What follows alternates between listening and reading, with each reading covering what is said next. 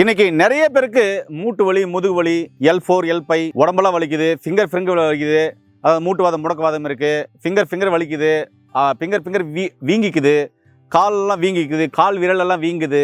இதுக்கு என்ன மாதிரியான மூலிகைகள் இருக்குன்னு கேட்டிருக்கீங்க. அற்புதமான மூலிகை இருக்கு. இது ஒரு பெயின் கில்லர் மூலிகைன்னு கூட சொல்லலாம். வாங்க, அது என்ன மூலிகை, எப்படி சாப்பிடுறது இந்த வீடியோவில் பார்க்கலாம். ஏங்க, இன்னைக்கு வலியால நிறைய பேர் கஷ்டப்படுறாங்க. சொல்லப்போனா வலிதான் வியாதிக்கான அறிகுறினே சொல்லலாம். ஒரு பிரச்சனை ஒரு உடம்புல ஏற்படுதுன்னா அது வலியை ஏற்படுத்தும். இந்த வலியை சரி பண்ணக்கூடிய மூலிகைகள் நிறைய இருக்கு. அதுல ஒன்று இது பெயின் கில்லர் மூலிகைன்னு கூட சொல்லுவாங்க. இதுதான் சொடக்கு தக்காளி. பாருங்க, இந்த சொடக்கு தக்காளியை எப்படியெல்லாம் சாப்பிட்டாக்க உடல்ல இருக்கிற வலிகள் போகும். மூட்டுவாதம், முடக்குவாதம், அதே மாதிரி பேரலைஸ் உள்ளவங்களுக்கு எப்படி இதெல்லாம் பயன்படும். கீழ்வாதம் இருக்கு இல்லையா, அந்த கீழ்வாதத்துக்கு இது எப்படி பயன்படும். ஒரு சிலருக்கு ESR அதிகமாக இருக்கு, ஹாரேஃபேட்டரா இருக்கு, அவங்களுக்கெல்லாம் இது எப்படி பயன்படுத்தலாம். யூரிக் ஆசிட் அதிகமாக இருக்கு. யூரிக் ஆசிட் அதிகமாக இருந்தாவே பார்த்தீங்கன்னாக்கா அந்த விரல் வீங்கிக்கும். விரல் வீங்கி அது தொட்டாவே உயிர் போகிற வலி இருக்கும். சரி, அவங்களாம் இதை எப்படி பயன்படுத்தலாம். இயற்கையாகவே நார்மலாகவே பார்த்தீங்கன்னாக்கா உடம்பெல்லாம் வலிக்குது, இடுப்பெல்லாம் வலிக்குது, மூட்டெல்லாம் வலிக்குது, அவங்களாம் இதெல்லாம் எப்படி பயன்படுத்தலாம் அப்படின்றத இந்த வீடியோவில் நான் உங்களுக்கு தெளிவாக சொல்ல போகிறேங்க. ஒன்றும் இல்லைங்க, இந்த கீரையை இப்படி கிள்ளி எடுத்துக்கணும்.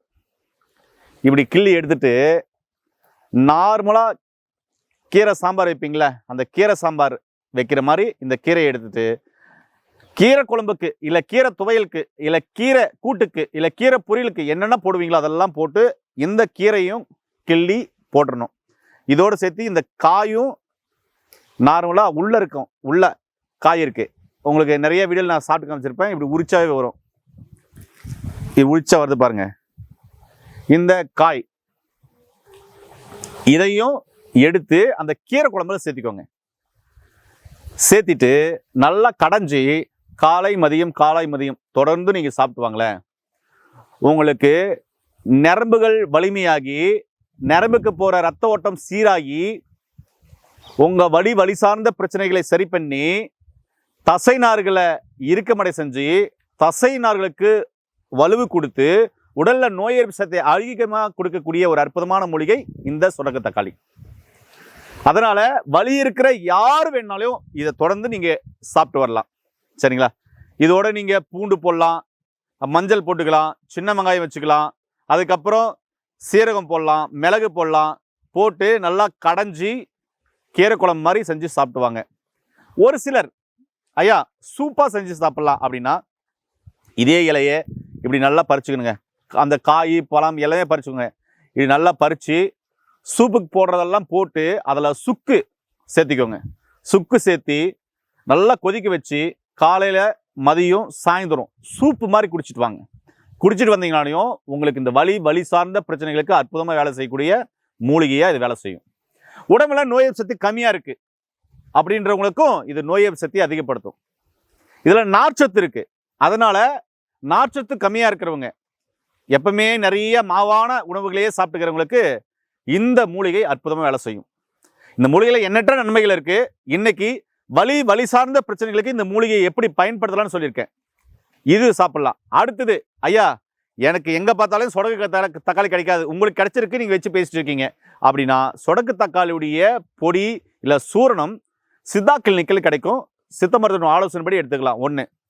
அதே மாதிரி வலி சார்ந்த பிரச்சனை உள்ளவங்க பிரண்டையால் செய்யப்பட்ட ஊறுகாயாக இருக்கட்டும், இல்லை சூரணமாக இருக்கட்டும், இல்லை பிரண்டை உப்பாக இருக்கட்டும், மருத்துவ ஆலோசனைப்படி அந்த பிரண்டை உப்பெல்லாம் எடுத்துக்கலாம். பிரண்டையால் செய்யப்பட்ட துவையல் சாப்பிட்லாம்.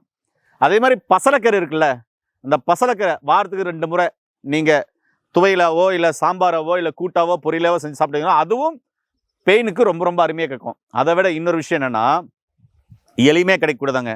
ரொம்ப பெயின் இருக்குன்னு வைங்களேன், 10 கொத்தவரங்காய், ஒரு லெமன், அதனோட தோல் சதவீதையோட பச்சையாக கட் பண்ணி அப்படியே மிக்சியில் போட்டுருங்க. மிக்சியில் போட்டு அரைச்சி புழிஞ்சு வடிகட்டினீங்கன்னா ஒரு அரை பாலாட சாறு வரும். அதை அப்படியே குடிச்சிருங்களேன். குடிச்சிட்டிங்கன்னா ஒரு 10 நிமிஷத்துலேருந்து அரை மணி நேரத்துக்குள்ளே அந்த பெயின் படிப்படியாக குறையதோ கண் கூட பார்க்கலாம். ஏன்னா கொத்தவரங்காய்க்கு லெமனோடு சேரும்போது இந்த மருத்துவ குணங்கள் இருக்குது. அது நரம்புக்கும் ரொம்ப நல்லதுங்க. கொத்தவரங்காய் சளிக்கும் ரொம்ப நல்லது. ஆனால் அது ஒரு பெயின் கில்லராக வேலை செய்யும். எத்தனை பேருக்கு தெரியும் தெரியாது. இப்படி வலியை கட்டுப்படுத்தக்கூடிய மூலிகைகள் நிறைய இருக்குங்க. அதனால இனி எங்க பார்த்தாலும் இந்த சொடக்கு தக்காளி விடாதீங்க. இதில் நோய் எதிர்ப்பு சக்தி அதிகமாக இருக்குது, உடம்புக்கு ரொம்ப நல்லது, ரத்தத்தை தூய்மைப்படுத்தும், தாராளமாக எல்லாம் சாப்பிடலாம். இனி உங்களுக்கு உடம்பெல்லாம் வலியா, யூரிக் ஆசிட்னால மூட்டுக்கு மூட்டு வலியா, இல்லை கீழ்வாதம் வந்திருக்கா, இல்லை ஆர்எஃப் ஃபேக்டர் அதிகமாக இருக்கா, இஎஸ்ஆர் அதிகமாக இருக்கா, கவலைப்பட வேண்டாம். நீங்கள் எடுக்கிற மருந்து மாத்திரைகளோட இப்படிப்பட்ட மூலிகைகளையும் எடுத்துகிட்டு வாங்க. படிப்படியாக உங்களுக்கு குறைஞ்சி அது நார்மல் லெவல் ஆகிடும். அதுக்கப்புறம் பசி எடுக்கும்போது சாப்பிடுங்க, தாகம் எடுக்கும்போது தண்ணி குடிங்க, சரிவிகித உணவு எடுங்க, சரியான முறையில் உடற்பயிற்சி செய்யுங்க, இயற்கையோடு சேர்ந்து வாழ்ந்தீங்க எந்த நோய் நொடி வராமல் ஆரோக்கியமாக இருக்கலாம். நோய் வராமல் பாதுகாத்துக்கும் செய்யலாம். நல்லதை பகிர்ந்து ஆரோக்கியமான சமுதாயத்தை உருவாக்கும் நான் உங்கள் அன்பு சோழன் ஹரிதாஸ். மீண்டும் இன்னொரு அருமையான பதிவு சந்திக்கலாம். நன்றி, வணக்கம்.